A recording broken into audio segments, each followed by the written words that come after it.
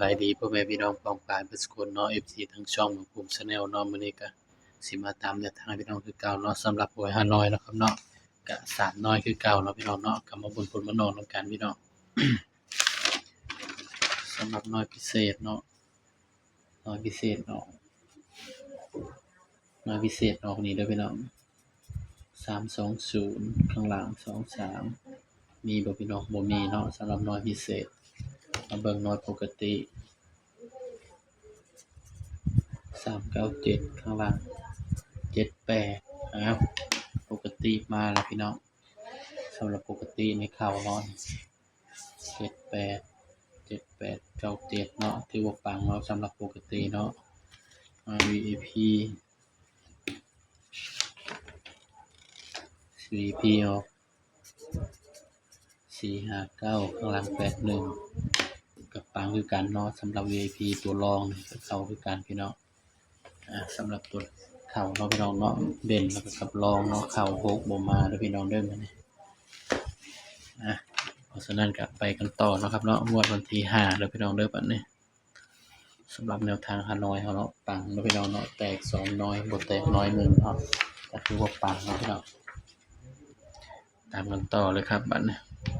งวดวันที่5มกราคม68ใครสนใจอยากช่วยพากระดาษปากกาบ่ภูมิก็บินมาเด้อพี่น้องเด้อบ่ภูมิก็หากระซื้อปากกามาเนาะนี่10 บาทเนาะพี่น้องเอ้ยซื้อมาเล่มละ10 บาทเนาะนี่ก็3น้อยคือเก่าเนาะครับเนาะนี่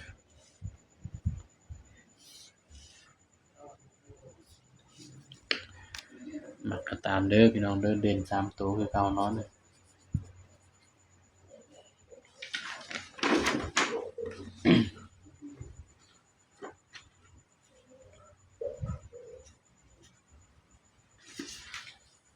เด่นเนาะสำหรับเด่นผู้อื่น08แม่นบ่วะ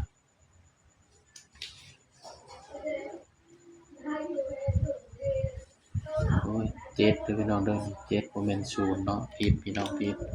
เด่น7 8 9เนาะแต่ว่าให้เด่น8กับ9เนาะ7ก็คือตัวรองคือเก่าเนาะพี่น้องเนาะนี่จับคู่นำกันเลยพี่น้อง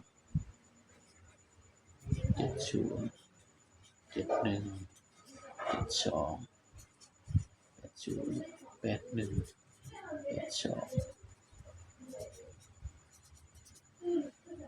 เด่นเนาะสำหรับเด่นบ่ภูมิให้เด่น8กับ9เด้อพี่น้องย้ำว่าตัวเลขก็เป็นเพียงแนวทางเด้อครับเด้อมีเข้ามีหลุดพี่น้องมักก็ตามบ่มักก็เลื่อนผ่านเนาะครับเนาะบ่าวก็ให้เพิ่นเป็นแนวทางพี่น้องสำหรับ3ตัว578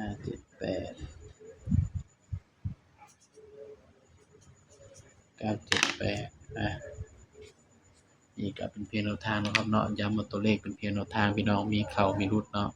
มักก็ตามบ่มักก็เลื่อนผ่านเนาะพี่น้องเนาะสำหรับคลิปนี้ก็ฝากไว้เพียงเท่านี้เนาะพี่น้องเนาะอย่าลืมกดไลค์กดแชร์กดติดตามช่องบ่าวภูมิ Channel เลยเด้อพี่น้องเด้อสำหรับคลิปนี้ก็สวัสดีครับ